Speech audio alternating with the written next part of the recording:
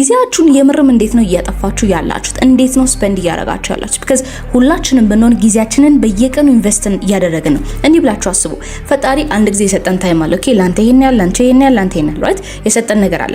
so every time እዚህ ምድር ላይ በኖርን ቁጥር ይሄንን ታይም እየከፈልን ነው። so ስትከፍሉ in return ምን እያገኛችሁ? if ገንዘብን ኢንቨስት የሚያደርጉ ሰዎችን ከተመለከታችሁ፣ ጊዜያቸውን ኢንቨስት የሚያደርጉ ሰዎች ከተመለከታችሁ፣ even ተውትና ጥናት እንኳን ላይ ሃይስኩል እያለን ጥናት ስናጠና ጊዜያችንን ሰተን ነው አይደለ?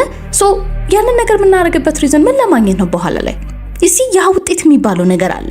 ስለዚህ ጊዜያችንን ተጠቅመን የሆነ ነገር አድርገን በኋላ ላይ የምናገኘውን ውጤት የማንመለከት ከሆነና እና በስነ ስርዓትም ደግሞ ኢንቨስት የማናደርግ ከሆነ it's just a waste of time። አንድ ቀን እድሜያችሁ ገፍቶ ስትነቁ ወይኔ እንዲህ ባረግ ኖሮ እንደዚህ በሆን ኖሮ and እኔ በተለይ ደግሞ በጣም ማለት የማልፈልገው ነገር ወደፊት ምንድነው እንዲህ ባደርግ ኖሮ ብሎ የሚኖሩ ሰዎች ማለት ኦሬዲ የሜንታል ካንሰር ብላችሁ ያስቡት። ማሄደም እድሜ ልካችሁን ሲቆጫችሁ ይኖራል and then ምንም ማድረጋችሁም አሁን ላይ because almost opportunity ሄዷል አልፏል። ምንም ማድረጋችሁም ከዚህ በኋላ። ስለዚህ ህይወታችሁ የምርም እንዲለወጥ ከፈለጋችሁ አባካችሁ ለህይወታችሁ ባውንደሪ መስመር ያስፈልጋል።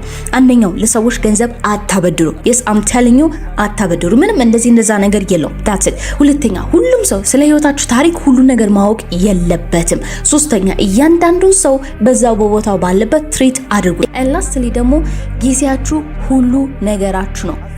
አድምጡኝ። ጊዜያችሁ ሁሉ ነገራችሁ ነው። ጊዜ ከሌላችሁ ፋሚሊ አይኖራችሁም። ጊዜ ከሌላችሁ ገንዘብ አይኖራችሁም። ጊዜ ከሌላችሁ ራሱ ህይወት የላችሁ። obviously ህይወት የላችሁ።